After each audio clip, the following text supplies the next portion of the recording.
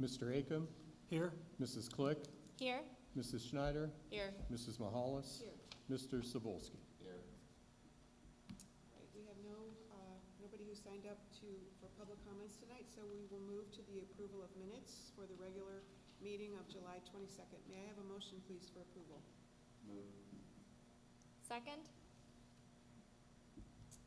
Are there any comments, questions, edits, additions? Yes, there's a revision which I've made to the minutes, and I'll read it. There was one typo, and then the revision will read as follows.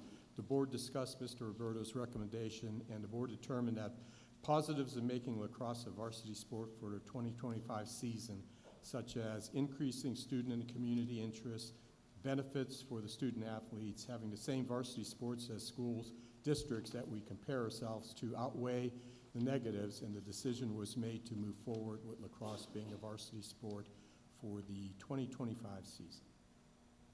And the remainder of the minutes are the same. All right, any other comments, additions, edits? All right, Mr. Volleson, please call the roll. Mr. Cebulski? Yes. Mrs. Mahalis? Yes. Mrs. Click? Yes. Mr. Acom? Yes. Mrs. Schneider? Yes. All right, minutes are approved. All right, moving on to superintendent's report. Okay, great. Thank you very much. Well, going into the November elections, we wanted to get as much information as possible out to the public concerning our 7.57 mil bond issue. So accordingly, I thought for tonight's superintendent report, it'd be appropriate to share our plans for the various community events coming up, at least to this date. So we have already had a few of these events in August, but by going forward, we have at least 14 other events scheduled, starting with September 9th, where we'll have the Aurora Sports Boosters meeting. Because that's more of a private meeting, I didn't put the time in there, but it will be at 7 o'clock here at the Conference Center. And then same with the following evening at the Aurora Schools Foundation, more of a private meeting than public. But then we do have on September 19th, the Aurora Senior Center meeting, which will be, it is advertised and will be open if folks sign up at the Walker Building at 10 a.m. And then later that evening, I said it's the Woods at Aurora here at the Conference Center, which would be the focus, but anyone in the community can come to something like that, but specifically it'll probably be questions coming from those folks from that particular development. Then on the 24th, Howard Hanna Realtors invited me to come in. I'm appreciative of that. And then that same evening, it'll be the first of 4 community information nights, which will be held here at the Conference Center starting at 7. The next morning, I'll be at the Rotary Club talking to them at 7:30. And then the following evening, the Superintendent Advisory Council. And again, this is a group of folks who are sort of invited to that, but they represent 16 different community groups. So they're sort of liaisons to those particular groups that I work with. And then going into the last month before elections, right now the League of Women's Voters, we're waiting to hear. They actually have not decided if they're even going to have my understanding, even have their candidate night. So we'll see if they do, but that's definitely something that we'll attend if that is the case. And then we'll have on October 2nd, October 17th, and October 22nd, 3 other community nights, same time, same location. And sandwiched in between there on the 9th, we'll be working with both our PTOs for a 10 a.m. meeting to talk to them there. And then the last week before elections, October 28th through the 1st, we did this with our last operating levy we had on in November, and it was well received. It wasn't super attended, but it was well received, and people appreciated having the opportunity for last minute questions. So Bill and I will be hosting that. And then there's also some potential to add, we have invitations out from Hawthorne, Four Seasons, Barrington, and Walden, and so they're talking to their folks to see if their people are going to come to community nights or if they would like us to visit those individual neighborhoods. And each of these informational sessions will kind of be designed, same basic format, 20-minute or so summary of the bond issue, followed by a question and answer period. They won't be lasting more than an hour from there. But wanted to share that. This is something we'll also post on our website as well as our Facebook, get it out to people. But I wanted to see, before I move on to the second part of my report, if there are any questions about this part. Nope, you're going to be busy. Yeah. Mrs. Roberto will not have to worry about me for the next 2 months, so.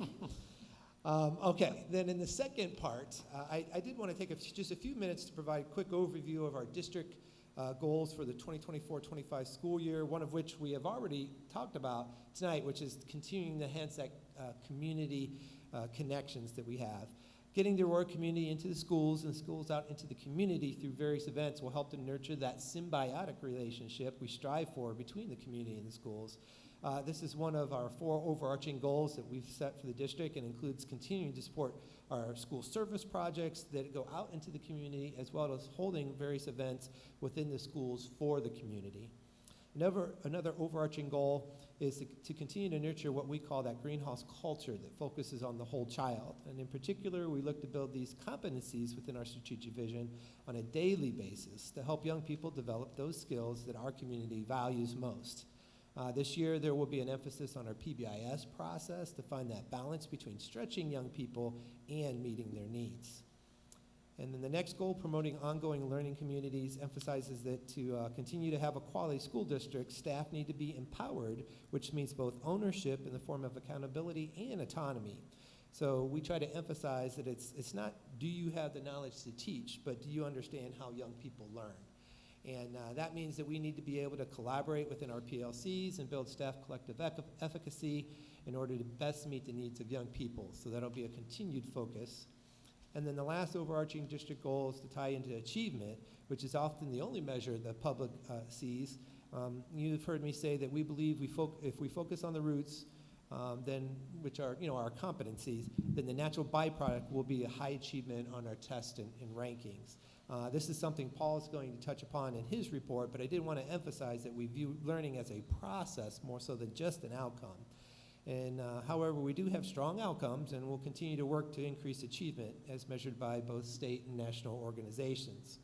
I also want to emphasize that it's not just the achievement that is impacted by this approach, but by focusing on the roots, we also can close the gap for struggling learners. And so this is a goal. This goal is also designed to meet our students with disabilities needs, our English learners, and our minority populations within the district. So the working towards these goals in the past has helped us to be recognized as one of only 6 school districts in the state out of over 600 to earn 5 stars in all 5 components in consecutive years on the state report card. And we believe that they will continue to help us do so for the 2024-2025 school year. Any questions in relation to that? Okay, great. Then Paul's actually going to spin off of this to talk a little bit about the curriculum goals heading into his report. I'll pass that, Bill. All right, thank you. So I figured instead of moving off the topic of goals and then going to my report, it would just make more sense because you probably noticed we're pretty aligned in terms of the different areas that we select for goals. And sometimes some of the evidence indicators and some of the details will shift. And so from Mike to me, and it's the same with Mike Maglianico, with our principals and our coaches, gifted coordinators, so we try to stay aligned with those goals. So I don't want to repeat exactly what he said, so I really just wanted to hit each one of those 4 areas and highlight maybe how mine's a little bit different or some of the specific areas that I'm focusing on or that we are focusing on from a curricular standpoint, from the curriculum office, but also with the principals and our MTSS coordinators. So the first one, community and school connections. Really, Mike already said it very well, and I will be working with him and TDA and be present at a lot of those same different meetings. One of the things, aside from the bond issue, is that I'll be involved in is, I think most of you already know, I'm the liaison of the Aurora Schools Foundation, so obviously there's some meetings there and a lot of different community events and working with the folks on that foundation. And then the other thing that's a little bit different for me is that we've launched a cybersecurity program, and you're going to be getting an invitation from me soon for a ribbon cutting, so look out for that, coming up September 12th. But with that, we formed a cybersecurity advisory council, and so part of that is after that ribbon cutting and then multiple times throughout the year, work with Holly Harris-Bain from Economic Development. We'll be meeting with various community members to look for their support and ideas, but also trying to help us shape that cybersecurity program with resources and guest speakers and all sorts of things like that. So that's a little bit different from obviously the superintendent's goals. So I wanted to highlight that. Focusing on the whole child and the roots. Mike talked about this. You know, from my particular standpoint, working with our principals, a lot of the work that we do on an ongoing basis, with myself, with Mike Maglianico and all of them, are our MTSS and PBIS processes. And we have district meetings, and we have sort of like 6 through 12 team meetings, K through 5 meetings, which trickles down in the buildings. And those tend to be a little bit more specific, obviously based on their students, their needs, what interventions do we need to align with our instruction, and we're constantly trying to update those. And our principals and MTSS coordinators do a fantastic job with that. So that's an ongoing process. One of the things that we have done this year is sort of expanded some of our assessments, and it's mentioned on here, but we're using a benchmark assessments for some of our learners at the 6 through 12 process. So we've started that as well, which is new for them. In terms of the ongoing learning communities, you've heard a lot of my reports, but I'm in a lot of the PLC meetings and administrative meetings, running the professional development days, curriculum revision, and we have, just to highlight a few, I'll talk about these more, I'm sure, but we will be doing the dyslexia and science of reading professional development all year, with different subgroups of populations. We've launched a cybersecurity, so there's a lot going on there. We have a benchmark advanced ELA core program pilot that'll be going on through January. So working closely with the principals, instructional leaders, Jen Miller, and that is definitely something we're going to need to come to talk to you about probably January, February-ish, as we look at adoption, official adoption, making sure we have the board's blessing, because that's a big one, and it'll be very expensive as well, even with the state funds that we were given. So just a heads up on that one. And then the last one, Mr. Roberto already talked about this, but obviously this one is very detail-oriented in terms of our state data, trying to make sure that we're at a high level, but also improving any particular areas where we see those needs impacting the performance index.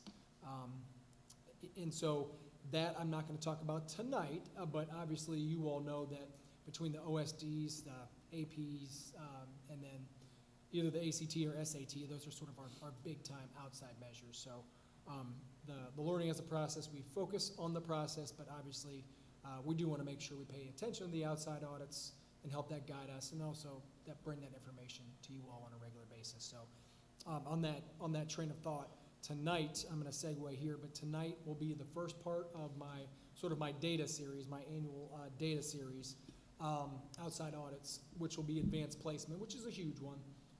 And I know a lot of our teachers and students and community members pay attention to this one. And then next month in September, I will hopefully have more information on, I don't know if we'll have the report card, but I should have more information on the state testing and details. So far, from a preliminary standpoint and knowing what we know from last spring, feel very good about it. But I don't want to say too much this month. We'll leave that for the next month. So before I jump into the AP piece here, were there any questions on the goals or those evidence indicators or anything else that you might want to ask? No? Okay. So shifting gears, before, obviously, I'm going to throw some data up there and information. I know you have this in your packet, but before we even get to this, I do a couple things. I do want to give credit for our AP results, obviously, to Mr. Hayes and the teachers and the students for all their hard work. Big time shout out and celebration for them. But even when I was the high school principal, I always did like to give kudos to all of our districts, or all of our schools in the district, from Harmon down, to the pre-K learners, because obviously that's scaffolded up. And, if we don't have that strong foundation at every single level, we won't have this. So that goes back to that learning as a process, and it is a multi-year process. So this first slide up there, and I know everybody can see that, we went way back to 2010, and you can see a little longitudinal data. Obviously, what I always draw your attention to would be your total tests, your percentage passage, your mean, and then a test passed, which obviously that's a 3, 4, or 5, and that equates to college credit, which is obviously very important. So you can see that trend going from back to 2010. we were constantly trying, even before I got here, but, you know, I came partway through that, to increase access, meaning more and more students, encouraging them to push to a higher level of coursework, and, you know, everything that was aligned with that. And you can see those numbers, the tests, you know, continue to rise. Sometimes the percentage pass dipped a little bit, sometimes it was pretty steady. But you can see we were obviously doing very well, and proud of that level of accomplishment.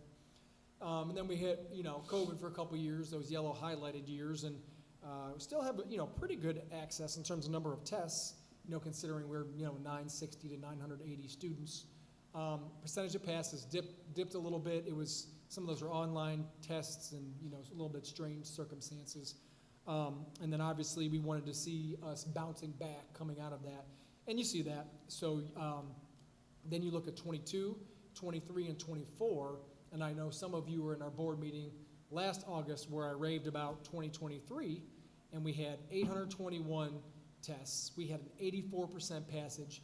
And we had a 3.68 mean. And that was a banner year. I was very excited about that. I know Mr. Hayes was as well. We celebrated that. And then you flip to 2024, and we have 977 tests. And think about that. That is over a 1-to-1 ratio, which is just amazing. And we had an 88% passage, which is the highest in school history, and a 3.8 mean. So really, this is 2 years in a row where we're seeing some, you know, from our high school achievement perspective, really historical levels of achievement on the AP now a couple years in a row. So it's awesome. And obviously, we're trying to, you know, focus continually on the process and the learning environment, and continue to try to strengthen that in all of our classes with the teachers, with their approaches, and this is what we want to see. And so there's too many teachers and people to sort of pat on the back, but this, you know, when you're talking about 25 or 6 different subject areas, that is a lot of different, you know, classes and teachers and a lot of people who are just doing great work, and the kids are working super hard as well. And of course, you know, from an individual perspective, and, you know, this is really exciting, and obviously the students and the parents get excited about this, but we, you know, 855 passing scores, which is more than sometimes the amount of tests that we give, which is crazy. And then, I don't know, we're slacking, 199 AP scholars. Couldn't we just get one more? I mean, really, couldn't we have an even number? 199 AP scholars, which is amazing. And so you have your AP scholars, your scholars with honor, and scholars with distinction. And I know you can't see that image, but if you look on the packet, you'll see that basically the AP scholars is 3 tests passed. AP scholars with honor is 4 tests passed and a 3.25 average. And then the scholars with distinction is 5 tests passed and a 3.5 average. And there was 93 students who met that. So just really just amazing. It blows me away that, you know, that our students and our teachers are able to do this. And obviously, you know, makes parents very happy if their learners graduate and they're getting a semester of college credit or a year of college credit. That's huge. Huge for them to start their collegiate career that way, be prepared, and obviously, you know, maybe help us in debt or not have to go for all those years, or just knock off some of those prerequisite classes. So regardless, this is something we want to celebrate. It's amazing what we're able to celebrate and what was able to be accomplished. And like I said, shout out to everybody involved, and wanted to make sure that the public heard about this, and of course our Board of Education heard about this, because this is definitely something we want to share. And obviously, you know, Mike talked about the 5 stars and the report card, and that's coming soon. And we always make sure to share this, but this was simply outstanding. So well done to all of them, and I guess I'll open it up to questions and comments for the board. Applause. Okay, Mrs. Kohansky gives applause. Absolutely. And I know you might have some grandkids that were involved in that, Mrs. Kohansky. Well, congratulations to all, as Paul said, for the scaffolding effect. You know, they don't just get to high school and suddenly Right. they're able to do that. So congratulations to everybody. Very nice testament to the entire system. Works as a whole. Very, very, very good, and something to be very proud of. Thank you. The 977 shows they're reaching for the stars, and the 88% shows somebody's teaching them well and they're learning. It's great. Yeah, and, you know, obviously we always try to talk about improvement. I don't know if we can improve upon that, but if we can duplicate that from year to year, I'd be thrilled. So we'll see. But it's outstanding. Yep. All right, thank you. That concludes both of your reports? then? Yes. All right, Mr. Volleson. Thank you, Mrs. Mahalis. This evening have two exhibits for your consideration, and the first is the general fund financial report for July. And in July, our revenues exceeded expenditures by a little over $5 million, increasing our general fund cash balance to nearly $19 million. In July, our revenues were about 9.5% less than projected, and expenditures about 1.35% greater. The initial revenue expenditure projections, we utilized the budgeted line items and the average percent of receipt of expense of those line items from previous years. So really just look back over previous years and see how, how much, how tax advances were coming in, the state monies, and the same on expenses. Then we adjust them based upon some known parameters such as 3 pay months and things like that. So on the revenue side, the big item obviously was our 4 real property tax advances from Portage County. And this year they totaled a little over $8.2 million. Last July they were about $9.2 million. It varies from year to year. So this year obviously are about $970,000 less than projected, but which just means when we get our final collection in August will be greater than what we had projected, and things will kind of even themselves out. Expenditure side, everything's pretty much running, just timing of payments as different bills get paid and things come in. So thus far for the fiscal year, revenues are about $957,600 less than projected, basically all tied into the tax advances, and expenditures about $55,000 greater. So right now we have an unfavorable variance of about $1 million. However, when we do the report next month, that'll come pretty close to, we should be pretty much running as projected once we get our final settlement from Portage County. So that is the general fund report for July. Okay, Exhibit D1, resolution to approve financial statements and reports. May I have a motion, please? Moved. Second. Any comments or questions for Mr. Volleson? Please call the roll. Mrs. Mahalis? Yes. Mr. Acom? Yes. Mrs. Click? Yes. Mrs. Schneider? Yes. Mr. Sobolski? Yes. Reports are approved. And the second is Exhibit D2, which is a transfer and also an advance. The transfer is actually moving money from the high school cheerleading camp account to the Harmon cheerleading camp account. So it was all in one account, and through Mr. Powers' office, they divide it now into 2, where Harmon has its own separate account. Before it was just one cheerleading account for the district. So now Harmon has its own versus the high school, which has its own. So there's $1,210.40, which is being transferred there. The other is an advance, general fund to the food service department. Obviously, in the month of July, we have salaries to pay, some startup things to purchase, and we're not selling any lunches, obviously, in July as school hasn't started. So it's an advance into the food service. This will be paid back once food service, money starts coming in here in the next month or 2 from our normal, lunches and whatnot. Okay, Exhibit D2, a resolution to approve appropriation amendments as explained. May I have a motion, please? So moved. Chair seconds. Any comments or questions? Mr. Volleson, please call the roll. Mrs. Click? Yes. Mr. Sobolski? Yes. Mrs. Mahalis? Yes. Mr. Acom? Yes. Mrs. Schneider? Yes. All right, resolution is approved. That concludes your report. Yes. All right, on to new business. We have a resolution to accept gifts and contributions. Exhibit E1A. May I have a motion, please? So moved. Second. We have Aurora All Sports Boosters having donated $5,198 to add water bottle filling stations for the athletic hallway. And Dr. Reed Wenger LLC donated $500 to girls soccer. So we thank them for that. Are there any other comments? Mr. Volleson, please call the roll. Mrs. Click? Yes. Mr. Acom? Yes. Mrs. Mahalis? Yes. Mrs. Schneider? Yes. Mr. Sobolski? Yes. Resolution is approved. Exhibit E1B1 is a resolution to accept resignations. May I have a motion, please? Move. Second? We thank all of these people for their service, but I especially want to recognize Melissa Carlson for her 32 years of service to the district. Thank her, and she'll be missed. Any other comments or questions? All right, Mr. Volleson, please call the roll. Mrs. Schneider? Yes. Mrs. Mahalis? Yes. Mr. Acom? Yes. Mrs. Click? Yes. Mr. Cebulski? Yes. All right, resolution is approved. Without objection, I'll take the next 6 together. Is that all right? Yep. Exhibit E1B2 is a resolution to employ licensed substitute teachers for this current school year.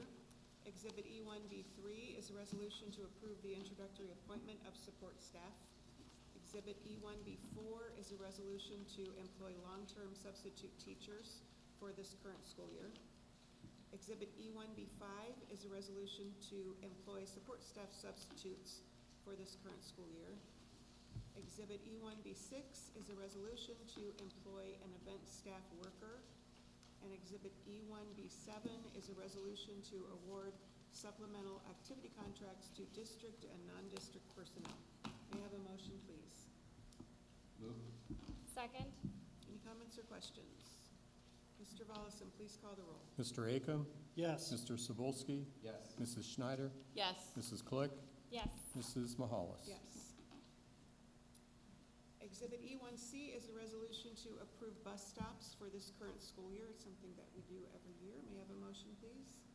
Moved. Second. Any comments or questions? Mr. Volleson, please call the roll. Mrs. Mahalis? Yes. Mrs. Click? Yes. Mr. Acom?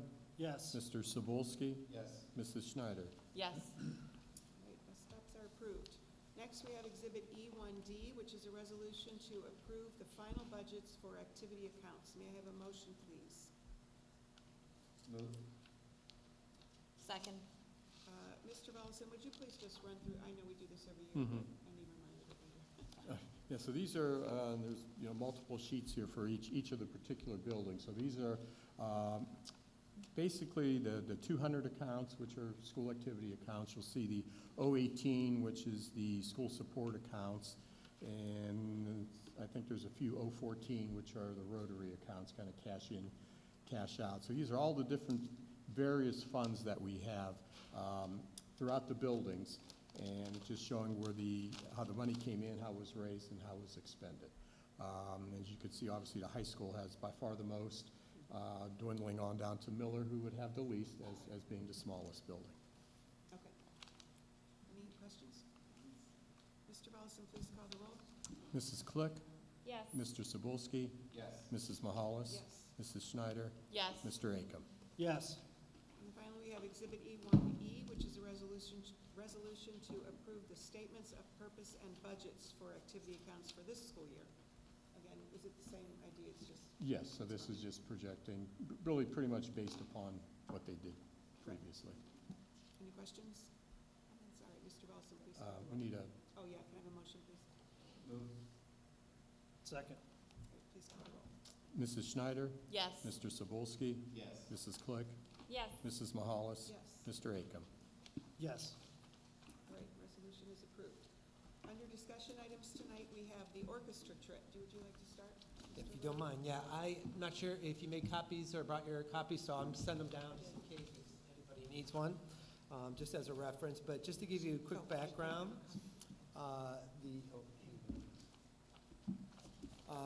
the orchestra is requesting to go on their cruise this year. This is something they've done in 4 previous years, dating back to 2004 through 2013. Last couple of years, they've made the trips to Disney World in 16, 19, and 23. And so Mr. Burdette thought it would be a good idea for the students to have the opportunity to revisit the trip. Just to give you some background for those of you who maybe weren't around during that time, the shift from 13 to 16, where we're going to Disney World, was basically based a little bit on some safety concerns, as the Bahamas and where they were kind of stopping had some, travel advisories and things like that going on. And so we felt more comfortable with the students staying in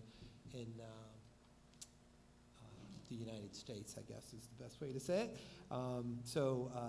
In that case, and the kids went down to Florida, had a great time down there. Mr. Burdette, as you can see, has put in for that. He's shared some, some good rationale, had provided the, different stops, and has also suggested, a couple of alternatives if this is something that we're not comfortable with. So what I wanted to do is present this to the board so you could, talk about it, and maybe if there's any questions, I can answer and/or bring them back to Mr. Burdette. So with that said, All right, well, I read it carefully, and I read the travel advisory. It's at a level 2, but it's mainly for crime in the places where he's not planning to let the children off onto the island. So I was impressed with the degree to which he filled this out and the thought he gave it. Anyone else? I didn't have a concern with it either. I saw it the same way you did. But maybe you could clarify, did I read something about an option as to that one of the things that they could do is not go on excursions and just stay on the ship? right, so down, and that was towards the second page, towards the bottom, he proposed a couple of, adjustments based on the board's comfort level. And it could vary from everyone stays on the trip and no one gets off to they only get off at the one island that is specifically for that particular cruise company to people being able to go on excursions that are, set up from there. So right now, he's asking if they could have the excursions as well as getting off at the private island. But he has proposed, if that makes anybody nervous, to keep everybody on the And to ship. Pam's point, the travel advisories Yeah. are not necessarily for those locations in which they would be. For sure, having not the their island, excursions. the private island. Yeah. Yeah, I'm not sure where the excursions would. Yeah, I Take guess we need to find that out, because I was under the impression that the only place the students would be getting off was, Cocoa Bay? I think it's Cocoa Cay. But now I'm reading on the several adjustments, he says, once we dock at the island of Nassau, typically students depart the ship.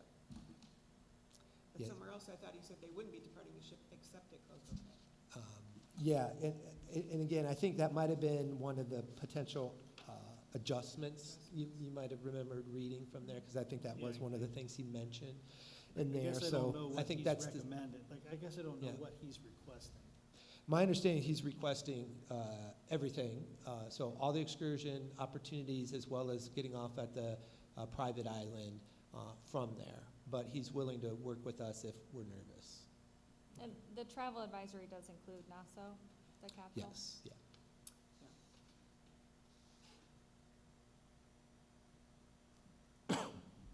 And when do they need to? Yeah, when do they need? Well, the sooner the better, because they'll start their fundraising and things like that. So, if we're looking for no later than the September board meeting, because we wanted to have opportunity for discussion. And then if there's any questions, I could go back to Mr. Burdette for any clarifications, and then the September board meeting. It would, if you have any other questions, or if you're leaning one way or another, that would be helpful too, because I can go back to him and say, hey, it looks like, this would probably happen at the September board meeting, or you might have to adjust it to this. Does that work for you? That sort of thing. How often do these travel advisories change? Do you know? Anybody know that? I really do think it's just based on, what's going on down there. So they could change, from week to week. I don't know that for sure though.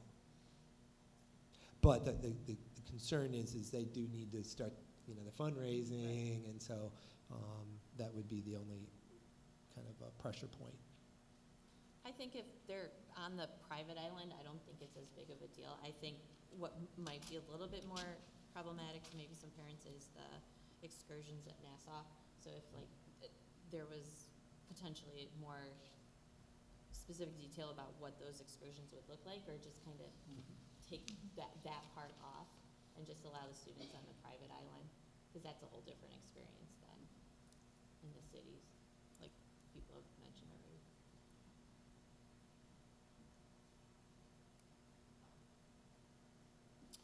Okay, I can ask Mr. Burdette if he can provide the details, and I'll share them with you, Yeah. the board at the Ask him for the notes. details on the excursions. Okay. And then that'll allow you to then have the information to make that decision for We'll September. have a decision made by September. Perfect. I think that'll be good, right, Yeah, that should be good. for fundraising? Okay, great, thank you. All right, under board items, I would like to remind everyone of the ribbon cutting ceremony for the Kohansky Pavilion in honor of Jerry Kohansky on September 10th at 4:15. Jerry did a lot of really great things for our district, and it would be nice if anyone who could be there would be there. September 10th, 4:15, Mike has told us about it. Also, our regular September meeting is scheduled not for the fourth Monday, but for the fifth Monday, which is September 30th. We're just changing it for just that 1 month, and the October meeting will still be 4 weeks later. And I know that will be posted everywhere it's supposed to be posted, right? Okay. All right, any other board items? Just one, really directed at Mr. Volleson. Bill, are you prepared at this meeting to talk a little bit about steps you've taken to save the district money in energy savings? Or is that something that you might be able to discuss at a future meeting? I can say a little bit right now. We, Mr. Aquila and I, they actually went through a electricity bidding through a company. Now, our current contract runs through the end of next July, so really at the end of this particular school year. And the company had, I think, 13 bidders. Based upon our current rate, really only one of them was lower. All the other 12, I guess, would have been higher to it. So it's something that we're going to look at. I guess our really consideration is, when do we lock in? Is it a little too early, or do we wait a little longer? Because obviously, you have a presidential election occurring in November, and that could drive energy prices one way or the other, depending upon how that election turns out. So we're kind of working on it. We've worked with or at least have met with the gentleman on multiple occasions, and actually went through an initial bid process. And since it's been set up, we can, and technically when you go through the process, it is basically good for that day, so it'll change day by day. So just a matter of when we want to do it again, and when we think we're ready to move forward with something like this. Are you able to get a sense of what the potential savings could be? Yes, at least with one they showed us last, it was about $15,000 a year. So year one would be about $15,000, another $15,000 in year two. You could kind of bid it out even further than that, but then again, I don't know if you're limiting your savings or not by going too far out, because then the companies are going to be hedging on their own, not knowing exactly what energy prices will be doing as we move, multiple years down the road. But this was more of an open market bidding situation where various companies compete Correct. for the business, really, and sometimes that competition can really result in lower energy costs. Correct, yeah. So it's something that we're looking at, and at some point make a determination. I think we'll go through with this process, and really the key is going to be when we do it, and then how long we want to lock in for it. That makes sense. Yeah. Thank you. Okay, anything else? I'll ask for a motion for adjournment, please. Moved. Second. Mr. Volleson, please call the roll. Mr. Cebulski? Yes. Mr. Acom? Yes. Mrs. Mahalis? Yes. Mrs. Click? Yes. Mrs. Schneider? Yes.